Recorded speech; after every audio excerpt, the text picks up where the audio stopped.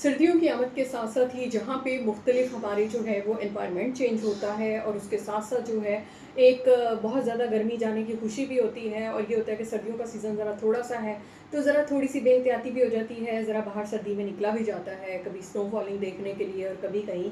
तो जहाँ ये हमारी ज़िंदगी में एक चेंज लेकर आता है वहाँ कभी कभार डिज़ास्टर भी ले आता है।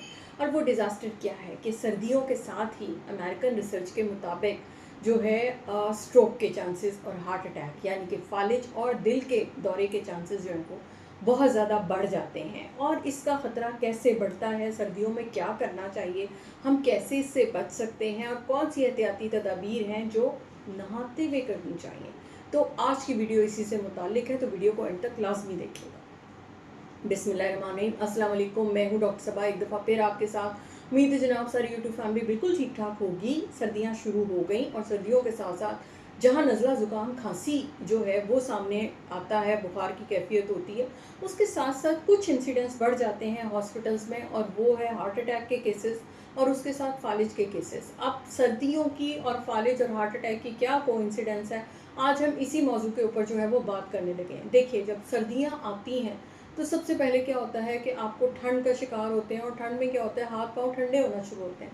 अब उस ठंड को ओवरकम करने के लिए कि आपके जिस्म की जो हीट है उसको वो कंजर्व रहे, खून की नालियाँ श्रिंक हो जाती हैं जिसको हम वेजो कंस्ट्रिक्शन कहते हैं। और जब वो वेजो कंस्ट्रिक्शन होती है तो उससे क्या होता है कि आपका ब्लड प्रेशर बढ़ जाता है, दिल को ज़्यादा काम करना पड़ता है उन तंग नालियों में से खून को आगे सर्कुलेट करने के लिए। अब यही सिचुएशन जो है वो यानी तंग नालियों वाली वो ब्रेन में भी होती है। अब हमारे बुज़ुर्गों में आम तौर पे 60-70 के बाद जो है खून की नालियों में कोलेस्ट्रॉल की वजह से, चिकनाई की वजह से और कैल्शियम की डेपोजिशन की वजह से उन पाइपों का कैलिबर जो है वो छोटा हो जाता है, यानी पाइप तंग हो जाते हैं। अब जब पाइप तंग हो जाते हैं तो उनमें से ब्लड का गुजरना, और स्पेशली उस सूरत में कि जब वो सुकड़े में भी हों, बहुत ज़्यादा मसले का शिकार हो जाता है। अब उसमें क्या होता है कि जब दिल पंप करता है तो ब्लड पूरी तरह एक तो आगे सर्कुलेट नहीं होता और दूसरा ये है कि वो पूरी तरह हमारे ब्रेन को परफ्यूज़ नहीं करता। और खुदा ना खास्ता किसी स्टेज के ऊपर कोई क्लॉट अगर बन जाता है तो उस सूरत में आप फौरी तौर पे फालिज का शिकार हो सकते हैं। ठीक है, और या किसके साथ क्या होता है, अब इसमें फैक्टर्स क्या क्या आते हैं। देखें, सर्दियों में पहली चीज़ तो ये आती है कि आप पानी बहुत कम इस्तेमाल करते हैं और जिसकी वजह से जो है आम दिनों से आपका खून एक कंसनट्रेटेड या गाढ़ा होता है जिसमें क्लॉट फॉर्मेशन के चांसेस, लोथड़ा बनने के चांसेस बहुत ज़्यादा होते हैं। दूसरी चीज़ क्या होती है कि आप खाने इस किस्म के खाते हैं जो कि बहुत ज़्यादा जो हैं वो फैटी होते हैं, थोड़े से ज़रा जो है लाइफस्टाइल से हटके होते हैं। एक फैक्टर वो काउंट करता है कि चिकनाई का इंटेक जो है वो बढ़ जाता है।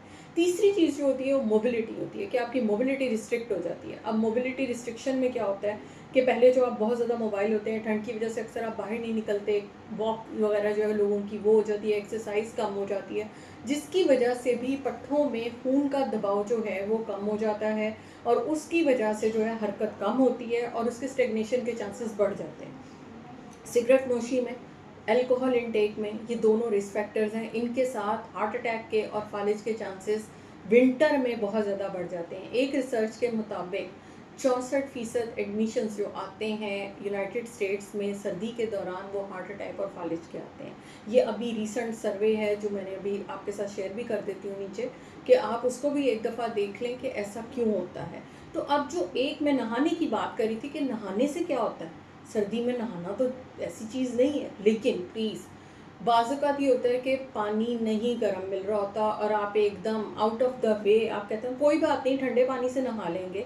तो जब आप एकदम बहुत ठंडा पानी अपने सर के ऊपर डालते हैं तो आप सडन वेजो कंस्ट्रिक्शन में जाते हैं, जिससे क्या होता है खून की नालियाँ एकदम सिकुड़ती हैं। और अगर वो वल्नरेबल हो, यानी कि पहले से आपको कोई हार्ट की डिजीज़ चल रही है, आपका खून पहले ही गाढ़ी उस कंडीशन में रहता है, आपके ब्रेन में यानी गले की नालियों में यानी कैरोटिड्स जो नालियाँ यहाँ से गुजर रही हैं, अगर उनमें पहले ही कोई प्लैक फॉर्मेशन है, आपके ब्रेन में पहले ही कोई बारीक वाली नालियाँ जो हैं वो बस गुजारे लाइक काम कर रही हैं, तो एकदम जब आप ये ठंडा पानी डालते हैं अपने सर पे तो उससे क्या होता है कि आपके फालिज के चांसेस या हार्ट अटैक के चांसेस बहुत ज़्यादा इसलिए बढ़ते हैं कि सडन कंस्ट्रिक्शन होती है और उस रुके हुए पाइप के ऊपर जब दिल अपना खून फेंकता है तो वो आगे नहीं जा सकता। तो ये दोनों चीज़ें जो हैं एकदम वर्स करती हैं, इसलिए हमेशा नहाते हुए जो है वो ल्यूकी वार्म वाटर का इस्तेमाल करें, यानी कि नीम गर्म पानी का इस्तेमाल। बहुत ज़्यादा गर्म पानी भी आपकी सेहत के लिए अच्छा नहीं है, बहुत ज़्यादा ठंडा पानी भी अच्छा नहीं है। तो सर्दियों में इस एक एहतियात से आप बच सकते हैं। तो सीने में किसी भी किस्म के दबाव की कैफियत महसूस होती है, दर्द होता है, ठंडे पसीने आते हैं, आपको दिल बैठता हुआ महसूस होता है, मतली की कैफियत रहती है, तो ये सारी हार्ट अटैक से रिलेटेड निशानियाँ हैं। और अगर ऐसी कोई भी बात है